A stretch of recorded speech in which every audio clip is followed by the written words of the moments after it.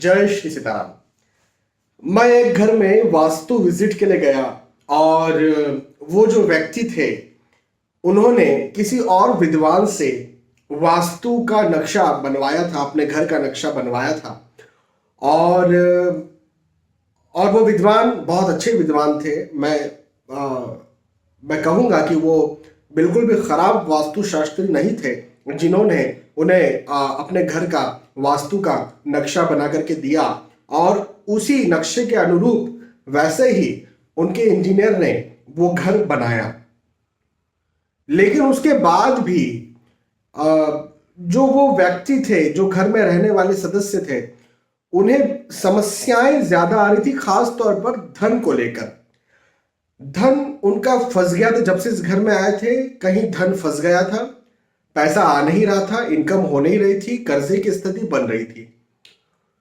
तो उन्होंने मुझे बुलाया। उन्हें ये लगा कि जो पिछले वास्तुशास्त्री थे जिससे उन्होंने कंसल्टेशन लिया था या नक्शा बनवाया था, कहीं उन्होंने गलत घर तो नहीं बनवा दिया। तो फिर उन्हें मेरे बारे में पता चला कहीं से, और मेरे बारे में उन्होंने स्टडी किया और इंटरनेट पर देखा, तो उन्हें मुझ में विश्वास जागा और फिर उन्होंने मुझे बुलाया। तो मैं उनके घर में गया। जब मैं उनके घर में गया तो उन्होंने बताया, सर पूरी उन्होंने कहानी बताई, सर ऐसा ऐसा है और वगैरह वगैरह। मैंने कहा ठीक है, पूरा पहले तो आपका घर देख लेते हैं हम। और बाहर से हमने घर देखा। जो गेट की दरवाजे की जो स्थिति होनी चाहिए बहुत अच्छी परफेक्ट स्थिति थी, मैं कहूँगा। जो सीढ़ियों की स्थिति होनी चाहिए परफेक्ट स्थिति थी। जो बेडरूम की स्थिति, हॉल की स्थिति, किचन की स्थिति होनी चाहिए, ईशान दिशा जैसी छूटी हुई होनी चाहिए, सब परफेक्ट था। जहाँ लैट्रिन बाथरूम होनी चाहिए वहाँ लैट्रिन बाथरूम थी। तो नीचे मुझे समझ ही नहीं आया। अच्छा, कलर कॉम्बिनेशन भी अच्छे थे। मतलब उनके पूरे घर में क्रीम कलर था। क्रीम कलर मैं हमेशा बार बार कहता हूँ कि वास्तु में यदि आप लाइट क्रीम कलर करते हैं या फिर ऑफ वाइट कलर करते हैं अपने घर में, तो ये किसी प्रकार का दोष नहीं बनाता है। तो उनका क्रीम कलर था, लाइट क्रीम कलर था, तो सारी चीजें बेहतर थी। तो नीचे तो मुझे समझ में नहीं आया। मतलब उनका सिंगल ग्राउंड फ्लोर ही था और कुछ उसके ऊपर कुछ नहीं बना हुआ था। तो मुझे समझ नहीं आया कि यार घर तो जो है पूरा अच्छा है। फिर चूंकि मैं हमेशा ये करता हूं कि छत को भी जरूर देखता हूं, तो फिर मैं छत पर गया। और जब मैं छत पर गया तब मुझे समस्या पता चली और मैंने उनकी उस समस्या का निदान किया। मैंने उन्हें कुछ कहा करने के लिए, और जब उन्होंने वो किया तो उसके करीब करीब 2 महीने बाद उन्होंने कहा, सर जहां पैसा फंसा हुआ था पैसा में मिल गया है, आय हमारी बनना शुरू हो चुकी है। मैंने उन्हें आश्वासन दिया, अभी 2 महीने ही हुए हैं, आज ही की बात है, आज उनसे मेरी बात हुई, उनका पैसा वापस मिल चुका है। उन्होंने कहा, सर जो धनागमन की स्थिति बढ़ चुकी है पहले से। मैंने उन्हें आश्वासन दिया कि धन आगमन और ज्यादा बढ़ने वाला है अब आपका। तो समस्या क्या थी, क्या गलती की थी उन्होंने? देखिए, जो वास्तुशास्त्र है ना हमारा, खासतौर पर जो पुरातन सनातन वास्तुशास्त्र है, वैदिक वास्तुशास्त्र है, इसमें 2 चीजें मुख्यतः बताई नहीं जाती है। एक तो लैट्रिन बाथरूम कहाँ हो। बाथरूम तो चलो ठीक है बताई जा सकती है, लेकिन लैट्रिन कहाँ हो ये बताया नहीं गया। हाँ, जो हमारा वैदिक वास्तुशास्त्र है उसमें, क्योंकि पहले के जमाने में हर घर में जो लैट्रिन है वो हो, ऐसा नहीं होता था, है ना। तो एक चीज ये, और दूसरी बात यहां पर ये बनती है कि आजकल क्या होता है कि पानी का जो इस्तेमाल होता है तो नलों से होता है। तो एक ओवरहेड टैंक होता है, आपकी छत पर एक टैंक रखा होता है, उससे पूरे घर में पानी आता है। तो मुख्यतः इन 2 चीजों के बारे में बताया नहीं गया। हालांकि सेप्टिक टैंक के बारे में भी नहीं बताया जाता है, लेकिन आज हम सेप्टिक टैंक के बारे में बात नहीं कर रहे हैं। उनके घर सेप्टिक टैंक की स्थिति अच्छी थी, लैट्रिन बाथरूम की स्थिति अच्छी थी, लेकिन उनके घर में जो ओवरहेड टैंक होता है, जो छत के ऊपर एक पानी का टैंक रखा होता है जिससे हम पूरे घर में नलों में पानी आता है, वो टैंक बिल्कुल बिल्कुल बिल्कुल गलत जगह पर रखा हुआ था।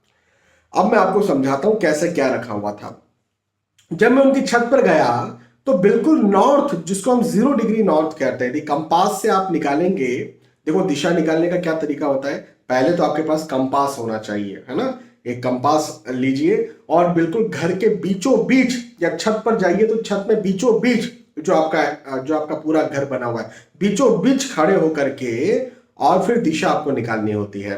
तो एक होता है 0 डिग्री नॉर्थ, है ना। 0 डिग्री नॉर्थ मतलब एग्जैक्ट नॉर्थ।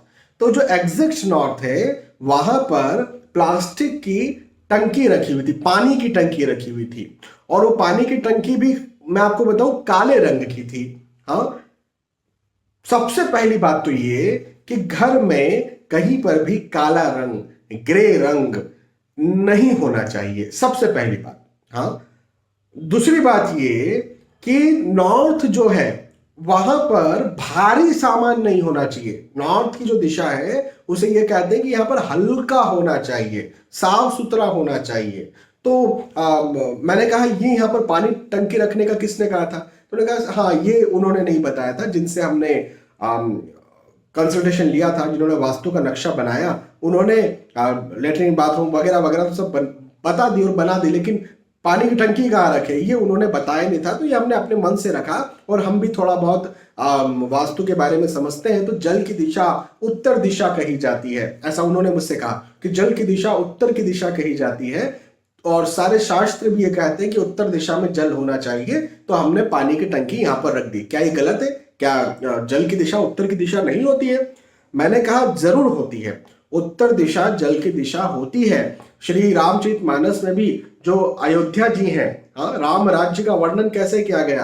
अयोध्या जी का वर्णन ऐसे है कि उत्तर दिशि भा सरजू पावनी, दैट मीन कि उत्तर की अयोध्या जी के उत्तर दिशा में पावन नदी सरयू जी बह रही है। जा मज्जन ते बिनहि प्रयासा मम समीप नर पावही बासा। मतलब भगवान श्री राम कहते हैं कि उत्तर दिशा में जो सरयू जी बह रही है तो उसमें कोई व्यक्ति मज्जन मतलब नहा भी लेता है तो मेरे समीप उसका निवास हो जाता है। ये भगवान श्री राम कह रहे हैं। तो उत्तर दिशा का जल तो इतना शुभ हो जाता है। तो क्या ये गलत है कि सर हमने उत्तर दिशा में पानी की टंकी रख ली? मैंने कहा देखिए ये आधा सच आपको पता है, आधा नहीं पता।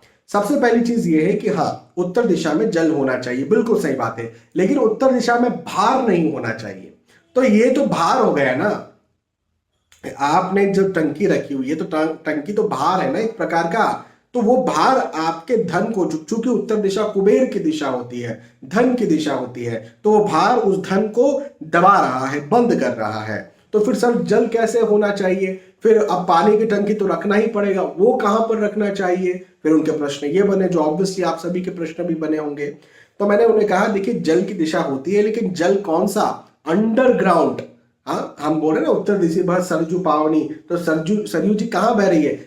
जमीन से नीचे बह रही है। जो नदी होती है, नदी का जो तला होता है वो नीचे होता है ना।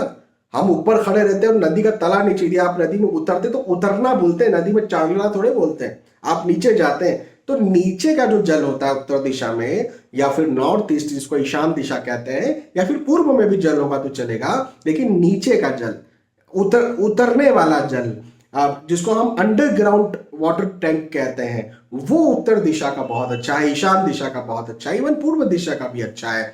लेकिन वही यदि आप और हेड टैंक बना देते हैं तो एक प्रकार का भार हो जाता है, और वो बिल्कुल अच्छा नहीं है। तो मैंने उन्हें कहा, उन्हें समझाया, तो उन्होंने कहा बिल्कुल ठीक है सर, लेकिन अब इस टंकी को रखा कहाँ जाना चाहिए? फिर मैंने उन्हें कहा कि सबसे पहली चीज तो यह है कि भार जो दक्षिण दिशा होती है, दक्षिण पश्चिम दिशा होती है या पश्चिम दिशा होती है, यहां पर रखा जाता है। पहला लॉजिक ये है।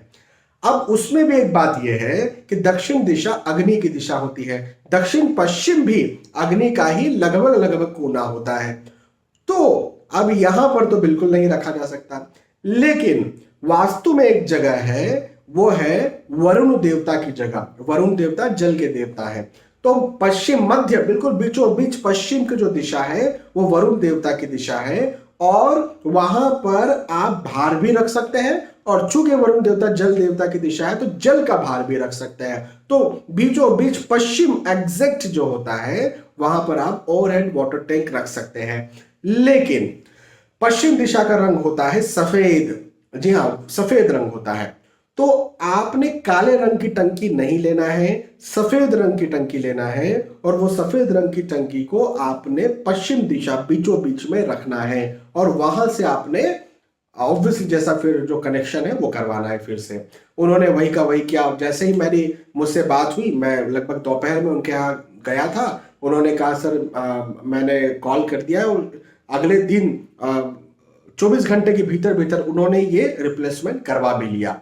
और जब ये रिप्लेसमेंट उन्होंने करवाया तो मैंने कहा ना कि आज की बात है, आज उनका कॉल आया, सर पैसा तो हमें पूरा मिल गया जो फंसा हुआ था, आय की स्थिति भी अच्छी हो रही है, और फिर मुझे पता है कि आने वाले 1-2 महीने बाद और मैं बात करूंगा तो कहेंगे कि बहुत अच्छी आय की स्थिति, इनकम की स्थिति हो चुकी है।